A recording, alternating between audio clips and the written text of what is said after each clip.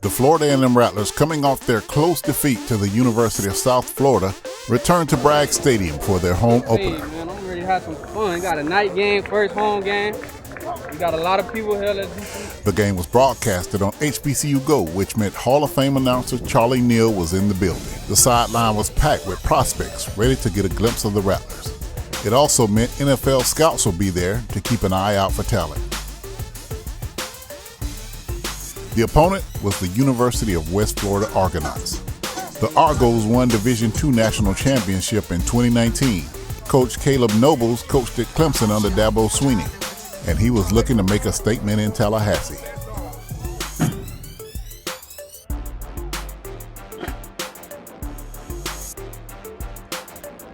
Ladies and gentlemen, the Florida University's marching band. In pregame, it was time to make the official announcement that Bragg Stadium had a new name. It was a long time coming. Honor and pride that we officially name our beloved football field Ken Riley Field. May this field continue to be a place for dreams.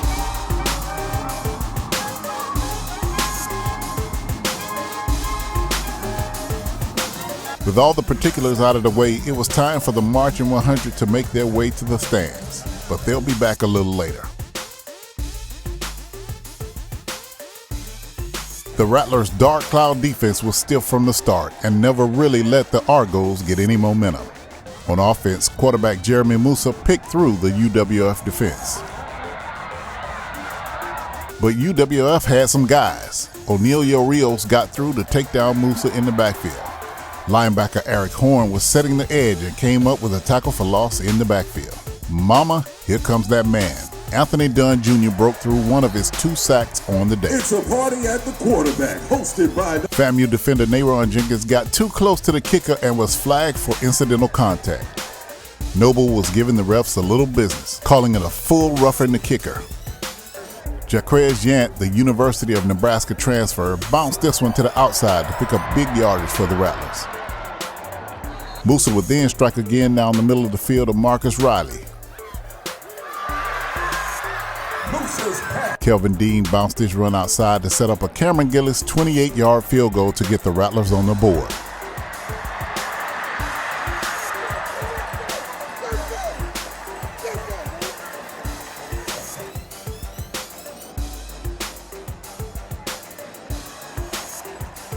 It's Bragg Stadium, so you know the student section is all the way turned.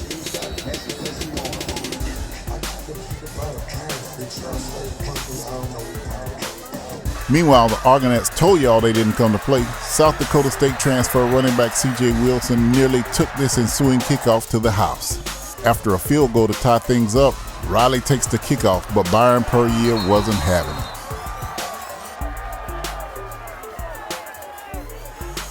Marcus Riley. It looked like the Rattlers had UWF pinned deep in their end zone, but Puryear breaks off another big run up the middle.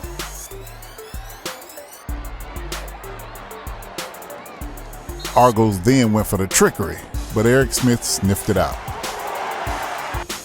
Musa then would hit Nick Dixon, who we'll see later, but Dixon fumbled the rock.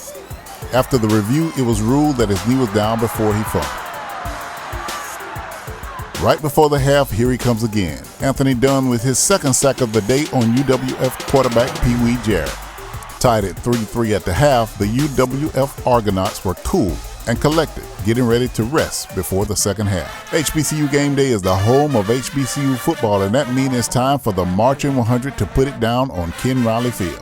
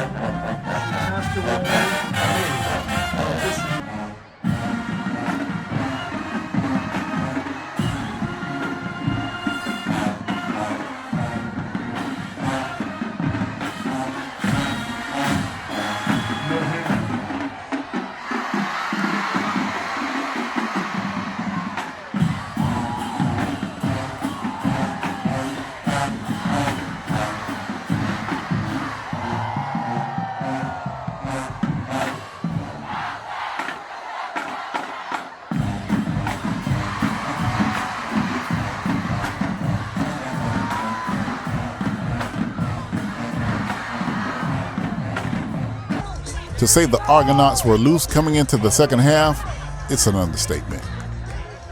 Of course, the later it gets, the rowdier the student section gets. Musa came out like a gunslinger. Here he hits Jamarie Shareed over the middle for a first down and then comes back to tight end Kamari Young, and he does the rest. For the first TD of the game, the Rattlers went up 10-3 and never looked back. Touchdown, Rattlers! What's an HBCU football game without the Royal Court? Eric Smith almost had an interception in Argonaut territory. We know how this story goes. If he could have caught it, he would have been a wide receiver. Shareed takes this punt and runs it deep into Argonaut territory.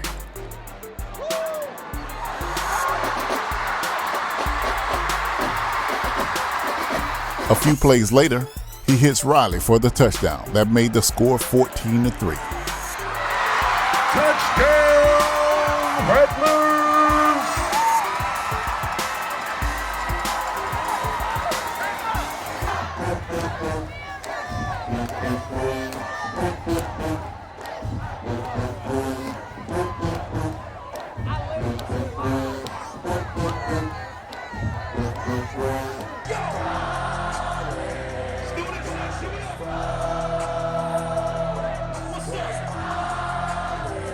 If the Marching 100 is going to do one thing, they're going to take it to church, right at the game.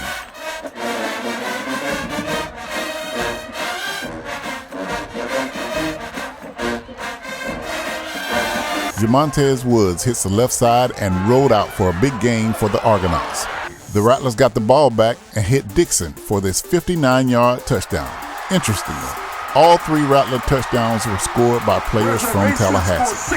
The Rattlers took a 24-3 lead. But the Argos came right back with this Caden Leggett 28-yard touchdown from Jarrett to close the lead to 24-10. Touchdown was the quarterback.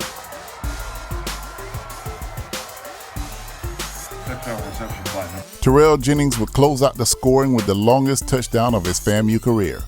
He takes this to the house from 73 yards to make the final score 31-10 in favor of the Rattlers.